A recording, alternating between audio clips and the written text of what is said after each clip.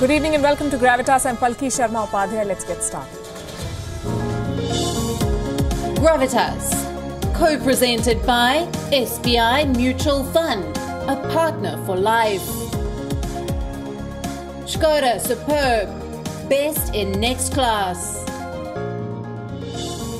Co-powered by Star Health Insurance, the health insurance specialist. Amstrad, get real, get Amstrad.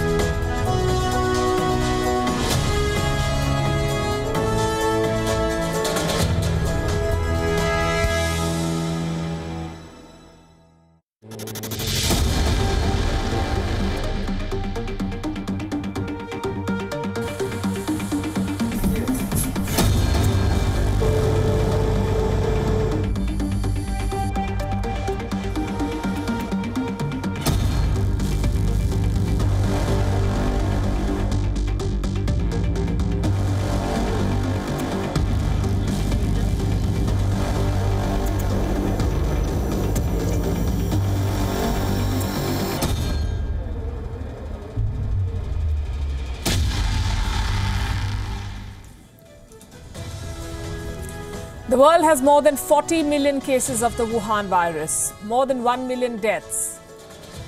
But these aren't the only people who are paying the price of this pandemic. You are too. Have you ever wondered what the virus from China has cost you? And I'm not talking about the many lost freedoms and joys. Simple acts like going for a walk, going to school, meeting friends, holidaying, they've all been ruined. I'm talking tonight about the costs you can count and quantify.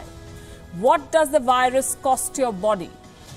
Close to 28 million people have recovered, but they have damaged lungs, kidneys and livers. We don't know how damaged and vulnerable their bodies are. What does the virus cost your family? Reports say almost 80% of Indian families will be crippled by the cost of COVID treatments. What does the virus from China cost your country?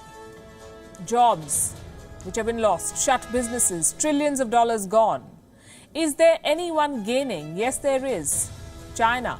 From the box office to the stock market to the GDP, China claims it's all going northwards. China is profiting. The world is preparing for more lockdowns.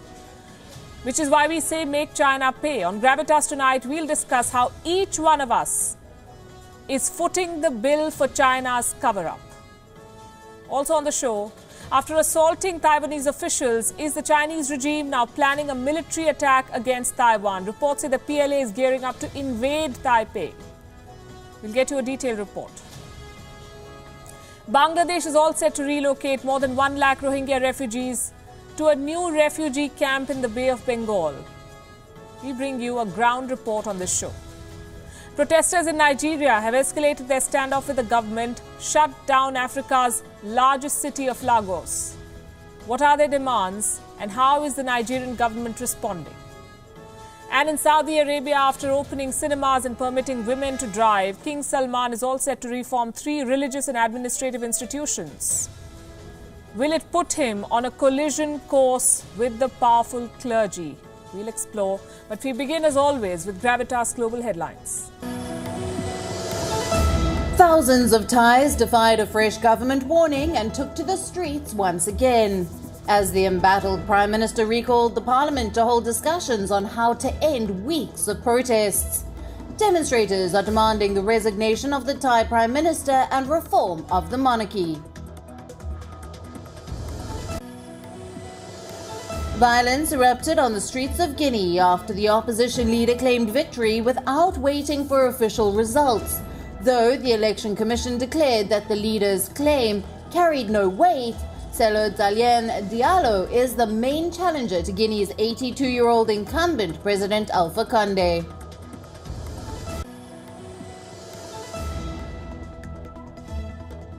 The annual naval Malabar exercises held off the Indian coast, along with Japan and the United States this year.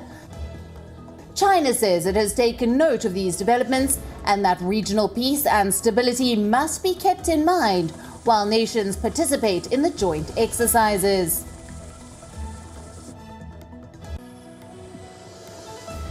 The Indian Prime Minister Narendra Modi addressed the nation today, urging citizens to not let their guards down against COVID-19, emphasizing on the importance of learning from and not repeating the mistakes of the US and several Euro nations. Indians are gearing up for the festive season. This period also sees a notable increase in domestic travel. Swedish regulators banned the use of telecommunications equipment from China's Huawei and ZTE in its 5G network.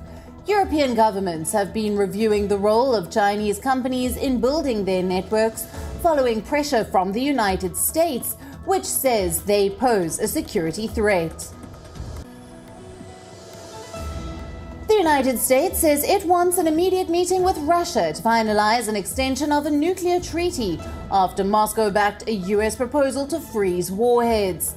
The New START agreement, signed in 2010, imposes limits on the two countries' strategic nuclear arsenals.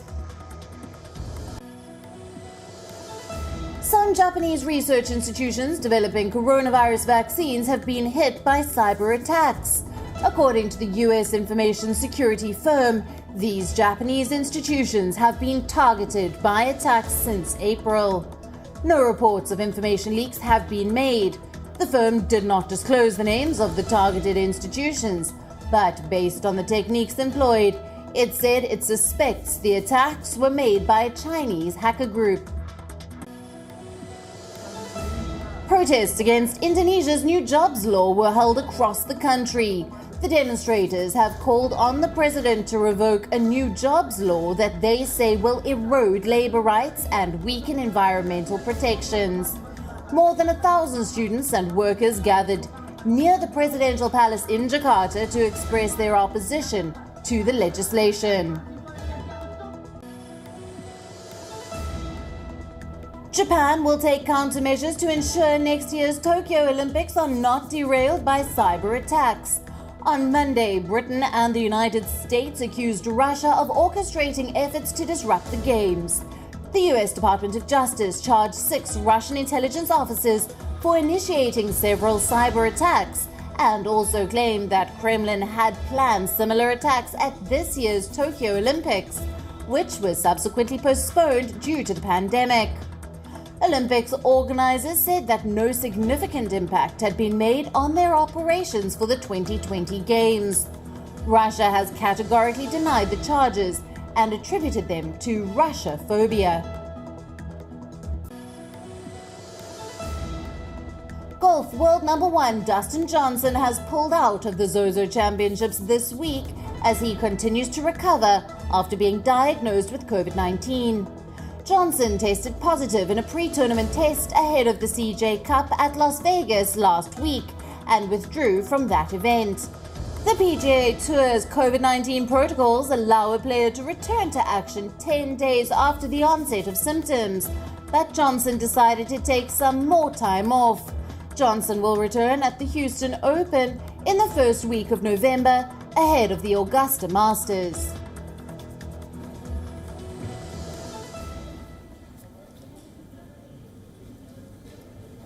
Tonight, I want to ask you some questions. Do you pay the fine when your neighbor jumps a red light? Do you pay the repair bill when someone in your colony crashes their car? Do you pay late fees for a stranger's child? I know you don't, but I'm asking you these questions because I have another question. If you don't pay for other people's negligence or mistakes, why are you paying for China's cover-up? You, me, all of us. We are all paying an exorbitant amount of money for China's pandemic. Do you know the cost of the Wuhan virus? More than $8 trillion. That's the kind of money the global economy will lose to the virus, and this is a conservative estimate. Another one pegs the losses at $15 trillion. 15 trillion, 13 zeros. But I don't want to focus on this number alone today. The cost of the Wuhan virus is much more than economic. Those who have recovered have damaged organs and continuing symptoms. Their families have been pushed into poverty and their countries are struggling to cope. So tonight we'll break down the cost for you. What the virus from China costs your body, your family, and your country. Let's start with the impact on your body. Close to 28 million people have recovered. 28 million have recovered. That only means they've not died because the virus ravages your body. A new study by Oxford has some horrific findings. It says even after patients have quote-unquote recovered, 60% show lung problems, 60. 29% have kidney problems, 10% have issues in the liver. So do you ever fully recover? This particular study tracked more than 50 patients who were discharged from hospital. Months after the first diagnosis, they experienced symptoms like fatigue, breathlessness, depression, even anxiety. The symptoms continued for 2 to 3 months after they first tested positive. These findings fit a pattern. The world over, researchers are now talking about the long COVID, meaning the long-term impact of the Wuhan virus on patients. In the month of May, an American news outlet reported some serious long-term symptoms. It said the virus damages the body in many ways. It can attack the heart, weakening its muscles and disrupting its critical rhythm. It can reach the kidneys. It can infect the cells. The virus can affect a body's nervous system, leading to the loss of taste and smell. It can cause blood clots. This virus can cause inflammation of blood vessels. Basically, the Wuhan virus has the potential to strike any part of the human body, from the brain to the toes. And if people recover, their families often do not.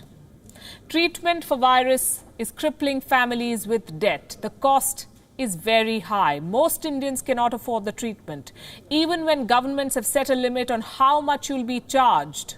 Let me give you some numbers. For the majority of India, average monthly expenditure for one person is less than 5,000 rupees. For a family of 5, that's around 25,000 rupees. A little more than $340. Now, in a city like Delhi, the lowest priced isolation bed in a non-accredited hospital would cost 80,000 rupees for 10 days.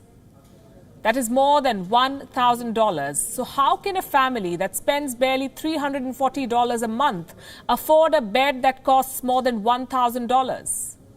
And this, by the way, is the reality for 80% of Indian families. The cost of treatment could financially cripple 80% of India's families.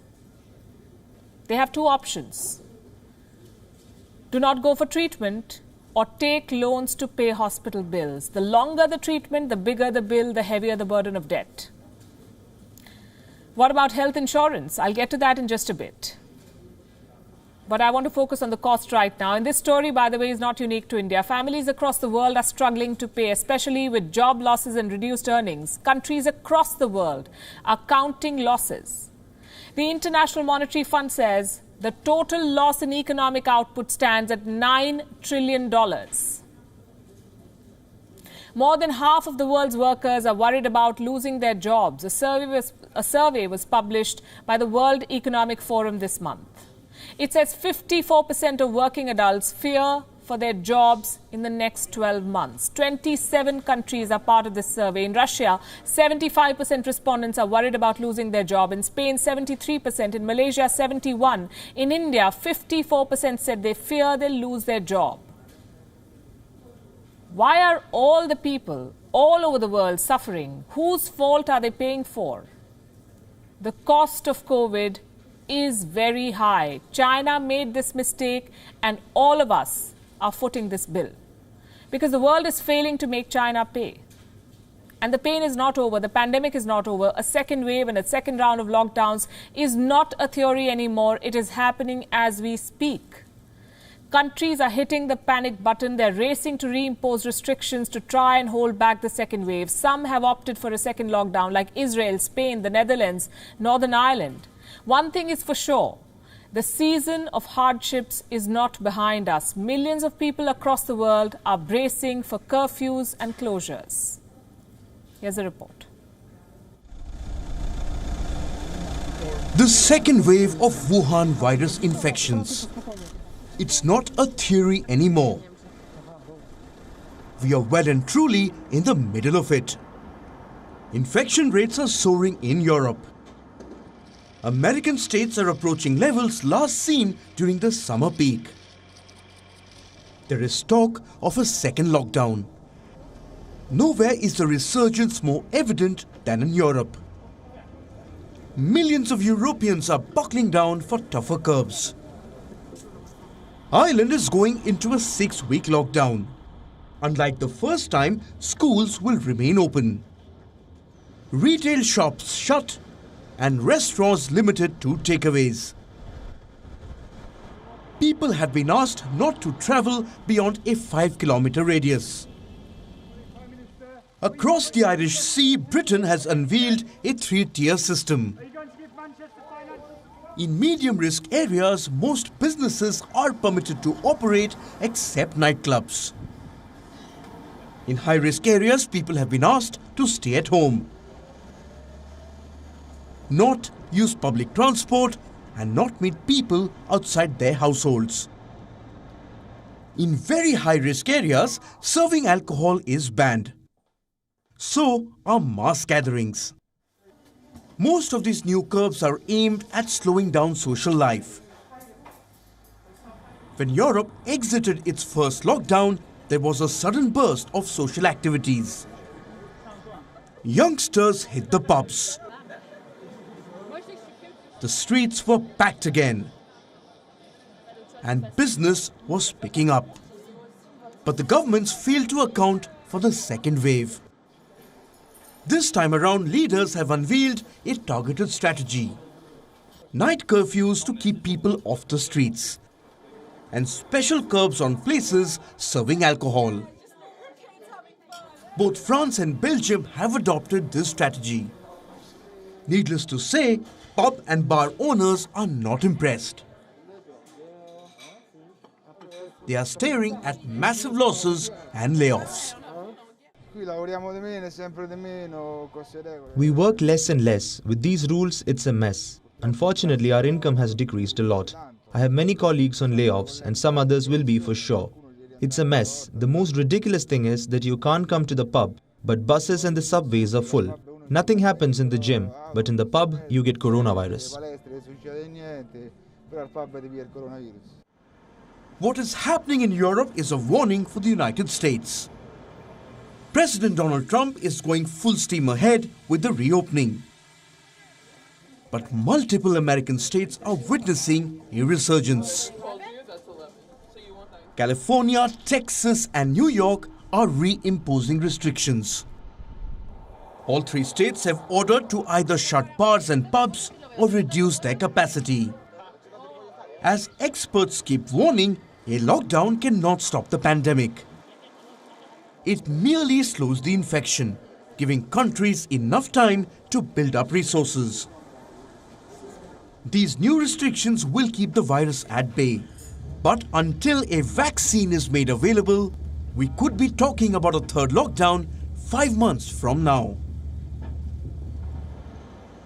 Bureau Report, WION World is One.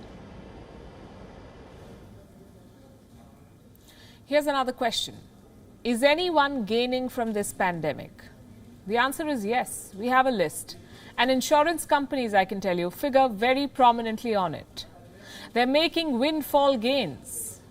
Look at what's happening in America. Insurance companies doubled their profits in August.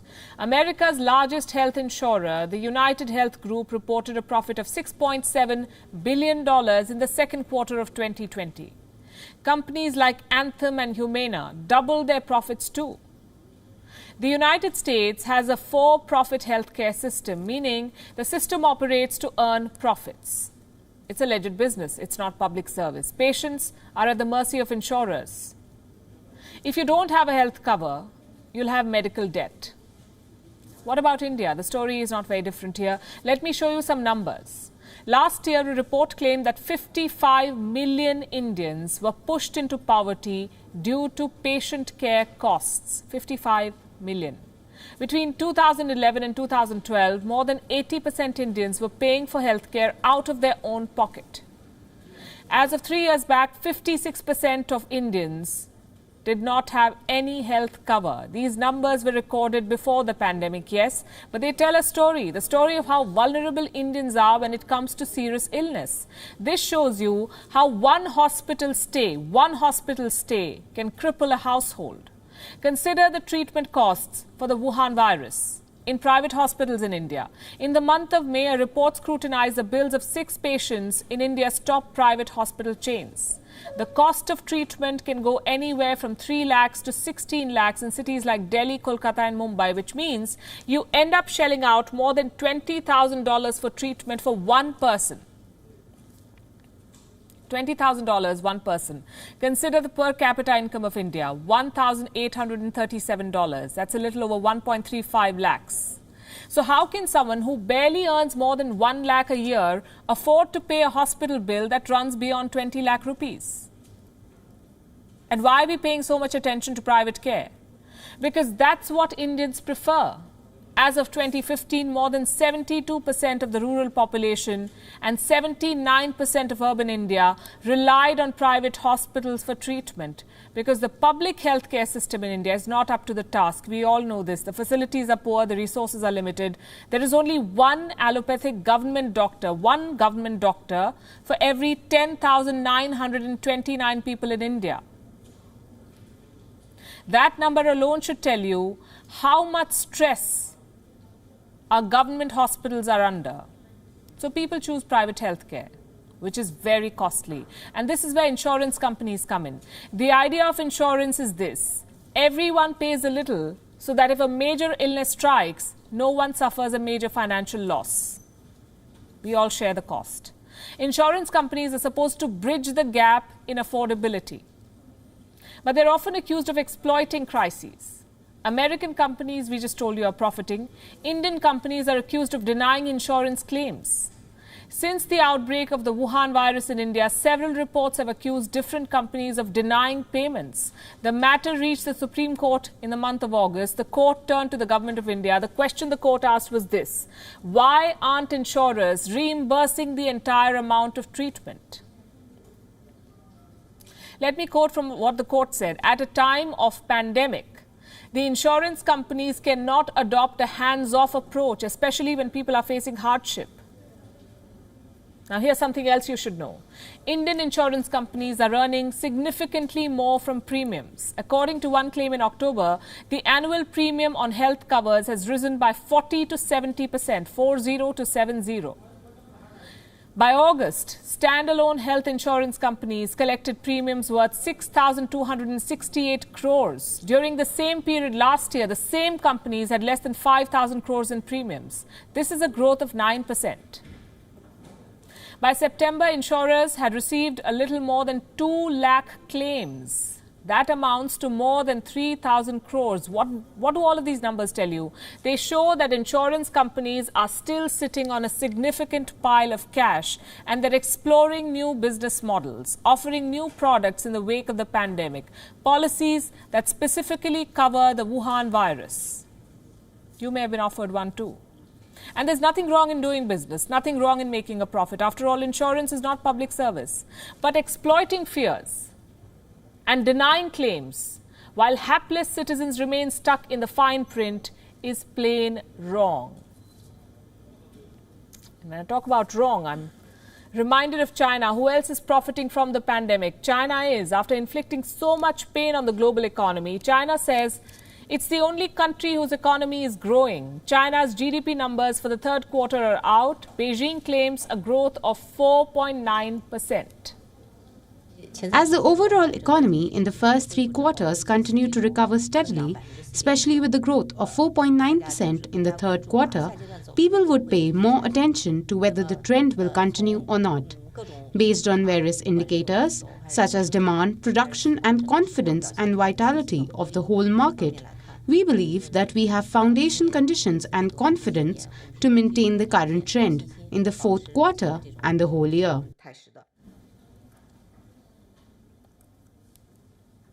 Most countries are dealing with second waves and lockdowns. China says it has none of those problems. According to a report, China now has just 19 active cases, 19. Would you believe that?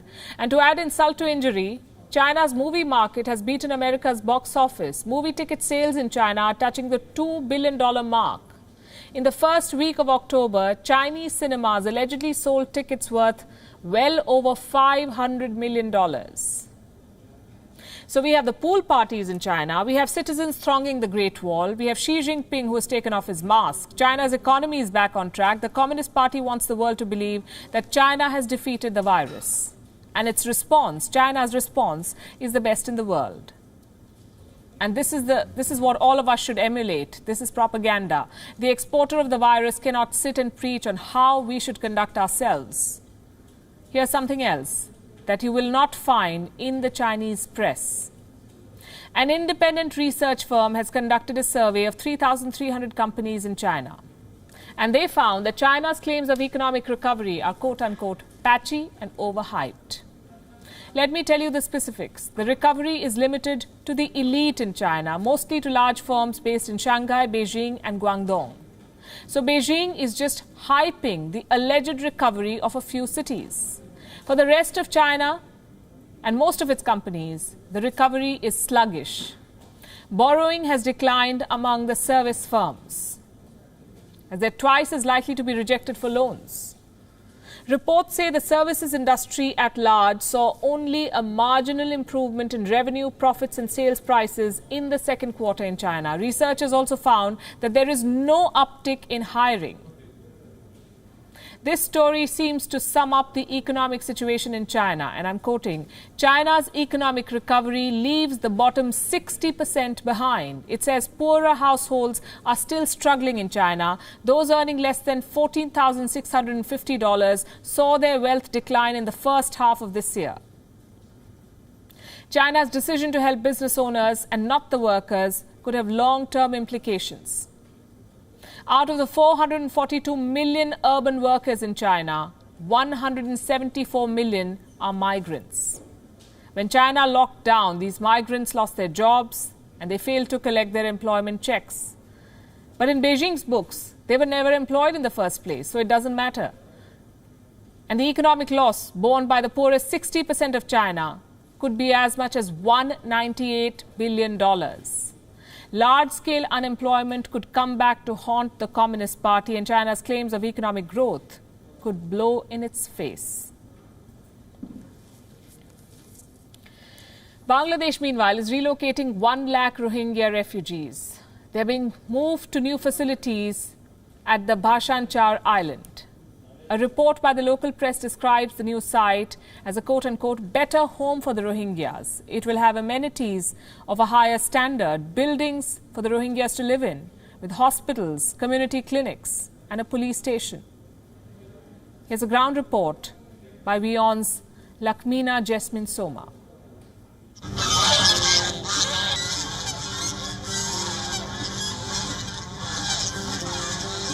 Until 2 years ago, Bhashanchar was covered in a shroud of grass and mangrove trees. But now the desolate area has taken a new look altogether, with buildings painted pink. The island, which emerged in the Bay of Bengal in 2002, has been developed as an eco-friendly human habitat to relocate nearly 1 lakh Rohingyas to relieve the overcrowded mainland camps in Cox's Bazar, where around 1 million took shelter after fleeing a military crackdown in Myanmar in 2017.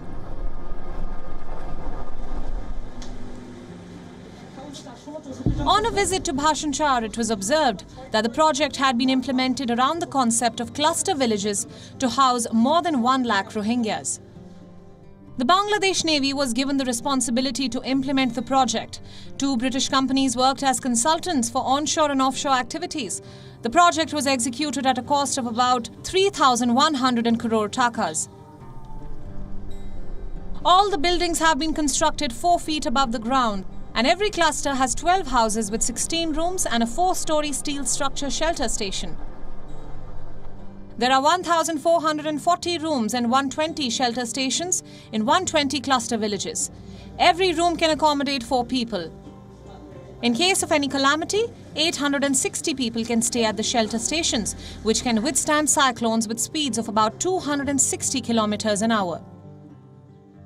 Bhashanchar is ready to receive nearly 1 lakh Rohingya refugees from houses for living, solar panels for electricity, biogas fuel for cooking and waste management, cyclone centers, mobile networks. Everything is available for them. Still, Rohingya refugees are not interested to come here, saying it's a cyclone-prone area. They are concerned that what they will do in any emergency case as it is disconnected from mainland. They are also saying that it will be so difficult for them to communicate with their relatives. About the island's vulnerability to cyclones, the project director says that the embankment had been constructed after studying history and data of the last 176 years. 12 kilometers of the embankment at a height of 9 feet had already been completed, and work was underway to increase the height to 19 feet. It's not an isolated island. It's an island like Sandweep and Hatia. If you climb on the roof of this building, you will see Sandweep on one side and Hatia Island on the other. The facilities of the shelter here are more than those of the 2 islands. For example, Sandweep has a shelter center for 4,000 people, whereas the shelter center is for only 1,000 people. Besides, the shelter centers are very close to home. The 12.1 kilometer dam that we have erected has made it easier to face with a number of recent storms, such as Fani, Amphan and Bulbul. Even the water was out of the dam at that time. 2 20-bed hospitals and 4 community clinics have been constructed. There is a police station and a police post on the island. There are 2 playgrounds for the Rohingya children, and there is some space available for playing in every cluster house. There are also places for prayers, burials and markets. Accommodation has been made available for officials of the government, the UN and NGOs. There are also 2 helipads. Trees are in abundance on the island. The scope for earning an income is limited in the existing Rohingya camps in Cox's Bazar.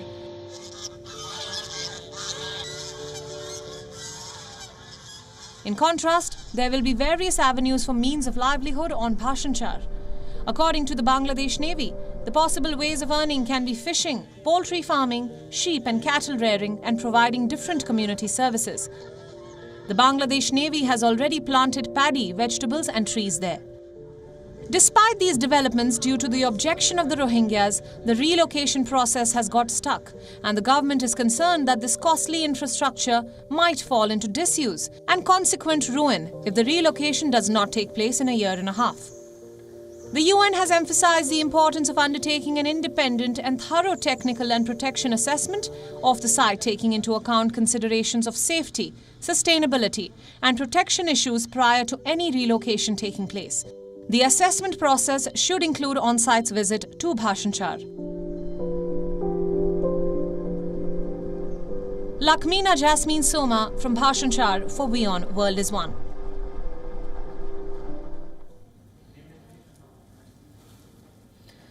Now let's tell you what China has been up to. If defense observers and some media reports are to be believed, the Chinese regime is gearing up to invade Taiwan. How true are these reports? And when is China planning this invasion? In the next 3 minutes, we'll explore. We'll start with this report. According to a report in the South China Morning Post, the Chinese military is beefing up its coastal forces for a possible invasion of Taiwan. Remember, Taiwan-China relations have been deteriorating. On Monday, we told you how Chinese diplomats had physically assaulted Taiwanese officials in Fiji. And now we have reports indicating an all-out military attack. Let's show you where the military build-up is reportedly taking place. The Guangdong province, along China's southeast coast. The People's Liberation Army is said to be upgrading its missile bases in this province. One of the most advanced weapons in the PLA's arsenal, the DF-17 hypersonic missile, is said to have been deployed here. Besides this, the PLA has also deployed its Russian-built S-400 Triumph air defense system and 20 Air Force brigades armed with China's first stealth warplane, the J-20. Canada-based Canva Defense Review has released some satellite images. They show how a PLA base in Puning city in Guangdong has been rapidly expanding. It has more than doubled in recent years. What for? We know the answer, but let's go by what China is saying. The Global Times put out a story on Monday night, a detailed report on China's military build-up in the Guangdong province. Look at the headline. PLA's hypersonic missile to target foreign military intervention in reunification by force, Taiwan operation. A reunification by force. In simpler English, that means invasion. So when is China planning to strike Taiwan? Quoting military experts, the Global Times says not before the US election. For now, the PLA plans on isolating the Dongsha Islands administered by Taiwan and then force Taipei into negotiation. But given that this is the PLA that we are talking about, anything could happen at any time. Look at the kind of statements that their supreme leader, President Xi Jinping, has been making. On the 14th of October, he visited a PLA base in Guangdong's Chaozhou city. He asked PLA troops to be on high alert. The next day, 15th October, he visited a PLA Marine Corps base in the same province and he asked PLA troops to quote-unquote, put their minds and energy preparing for war.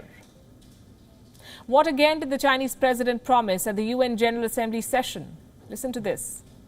We will never seek hegemony, expansion or sphere of influence. We have no intention to fight either a cold war or a hot one with any country. We will continue to narrow differences and resolve disputes with others through dialogue and negotiation. Will resolve disputes through negotiation and dialogue. Whatever happened to that? The fact is, the prospects of a Chinese military invasion of Taiwan are quite high. The world can no longer trust what Xi Jinping says and promises. Now, as you may be aware, India has been trying to develop trade ties with Taiwan. New Delhi has sought to woo Taiwanese semiconductor companies. The Chinese Foreign Ministry does not like it one bit. In its latest press conference, the ministry's wolf warrior number one, Mr. Zhao Lijian, had this to say. There's only one China in the world. Taiwan is an inalienable part of China. The One China principle is the universal consensus of the international community. This includes India as well as the political foundation of China's development of bilateral relations with other countries. We firmly oppose countries having diplomatic ties, conducting any forms of formal exchanges, or signing official agreements with Taiwan. India should earnestly uphold the One China principle and properly and cautiously handle the Taiwan issue. In other news, the US Secretary of State will be visiting India. He'll also be going to Sri Lanka and the Maldives this month. A tour aimed at limiting China's growing influence in the region. In New Delhi, Pompeo will hold talks with Indian External Affairs Minister S. Jaishankar and Defence Minister Rajnath Singh. He's also expected to hold similar two-way talks in Colombo on the 28th of October and then stop by in Male. We'll be tracking those developments closely. The big headline from Africa: Nigeria disbanded a dreaded police unit called SARS 2 weeks back. The Special Anti-Robbery Squad, SARS, S-A-R-S. It was hailed as a victory for the End SARS Twitter campaign, but the street protests have not died down. In fact, they've only grown in size. Protesters now want a complete cleanup of the Nigerian police force. Here's a report.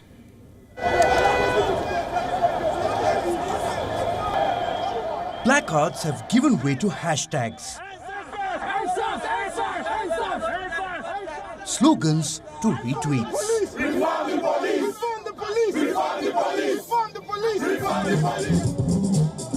Public protests are going digital, and Nigeria is leading the way.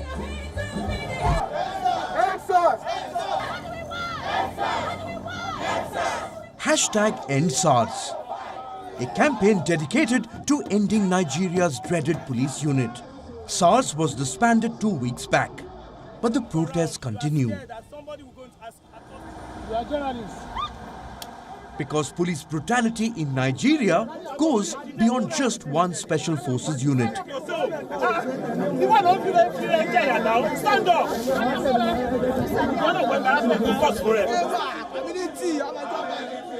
These protesters have harnessed the power of technology. They rely on online donations, most of which are held as bitcoins. Twitter CEO Jack Dorsey recently made a public appeal for the campaign. Donations surged after his tweet. To keep #EndSARS trending, protesters have to send out tweets at regular intervals. That too while marching on the streets. So how do they keep their phones charged? This is a protest site in Lagos. Parked in the middle is a van fitted with solar panels. Here protesters can plug in and keep their devices charged right in the middle of a street protest. The digital outreach has not dented the intensity on the streets. On Monday, hundreds of protesters blocked the international airport in Lagos. I tell you, my brother. Some even managed to storm the terminal. In response, the governor of Lagos has declared a curfew. He says the protests are threatening peace and well-being. In Abuja, as the protests intensified, so did the crackdown.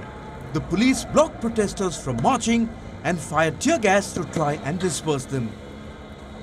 In the last 12 days, at least 10 people have been killed and hundreds injured. The economic costs too are mounting. The Lagos Chamber of Commerce and Industry estimates $1.8 billion in losses. The protesters have made their demands clear. Justice for the families of those killed by police brutality. Immediate release of arrested protesters. The Nigerian people are all too familiar with their leaders' promises. More often than not, they never live up to their words. Which is why the EndSARS campaign is still alive, even though SARS isn't. Bureau Report, WION World is One.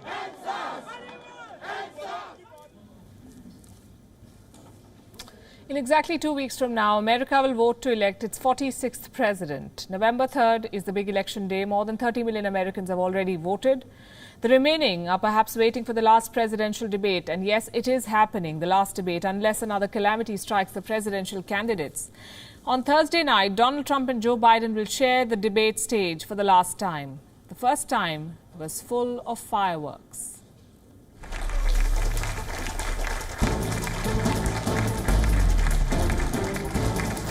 President, I'm the moderator of this debate. Wrong guy, the wrong number. You were a disaster. Your own chief of staff said you were. Don't ever use the word smart with me. He's Putin's puppy. Let people know you're a senator.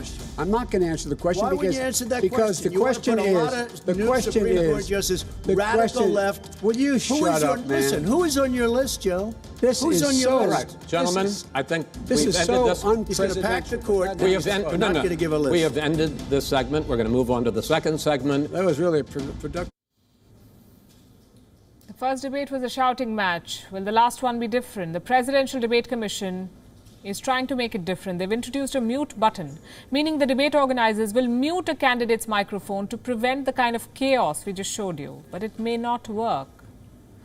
Why do we say this? Look at the topics of debate and you'll understand.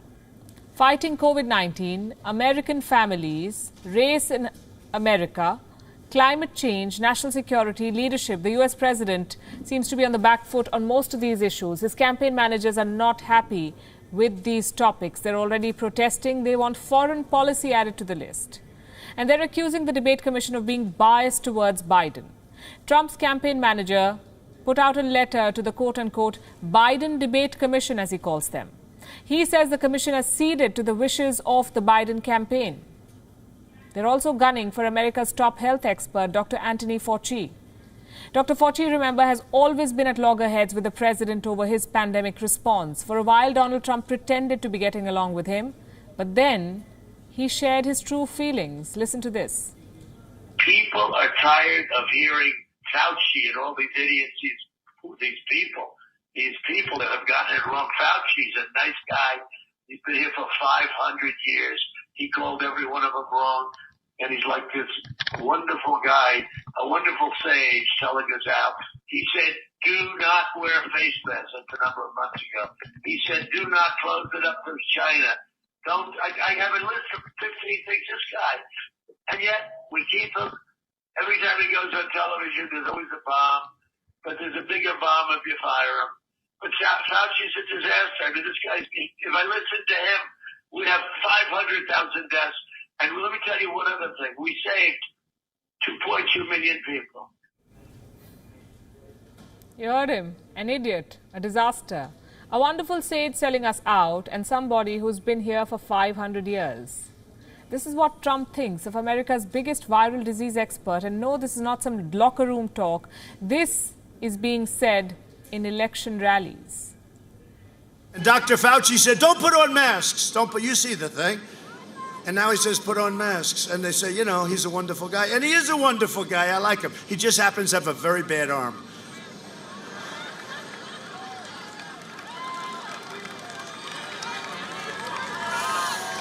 He has a bad arm, but he's a good guy. He's a good guy. A lot of our people don't like him. I like him. You have to understand him. He's a promoter. What can I tell you? He's entertaining, but we didn't know you had to be good at baseball to be a health expert. Surely you have to be good at baseball to be a good president. Look at this tweet. Meanwhile, Joe Biden has gone off the campaign trail. He is said to be preparing for the presidential debate. His campaign managers are still at work. Last night, they managed to display light projections promoting Biden and Kamala Harris on several landmarks across American cities. This included buildings owned by Donald Trump. Look at these images. The words Biden-Harris reflected on the Trump International Hotel and the Tower Building in Chicago. Meanwhile, in Arizona, a key state for this election, some Republicans have decided to turn their back on Donald Trump and vote for Joe Biden. Why? Here they are explaining. This is a sign, Arizona Republicans for Biden. We're current or former Republicans that think that Biden would be the best choice, even though we're Republicans. I think I'm more voting against Trump, although I do think that Biden is the better candidate. I voted for Donald Trump 4 years ago, and I'm voting for, or already sent in my ballot for Biden, because I'm all for against this lack of civility and empathy that's in the Republican Party right now.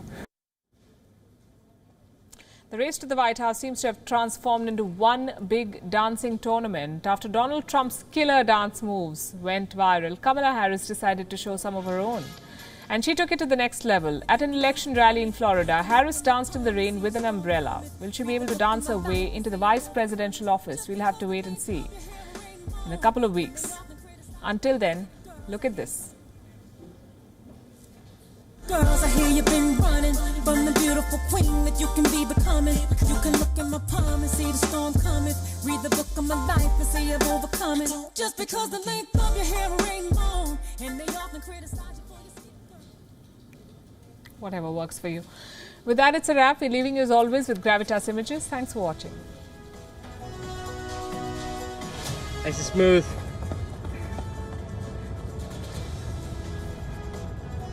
Pretty good. Second lap time. Let's go now, Kenna. Come on. Big push. Let's go.